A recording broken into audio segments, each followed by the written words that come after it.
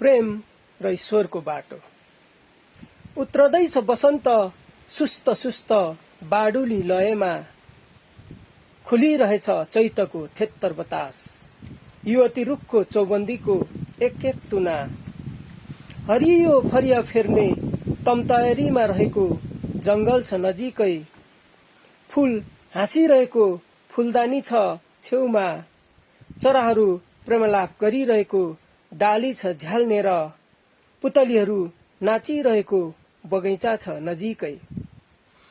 नजिकै मन्दिर छ, भइरहेको छ प्रेमको अनुष्ठान, नजिकै गुम्बा छ, गुन्जिरहेको छ प्रेमको आत्मिक मन्त्र। म छु हजुरसित आम्ने सामने, टेबल छ, 2 कप कफी छ सँगै।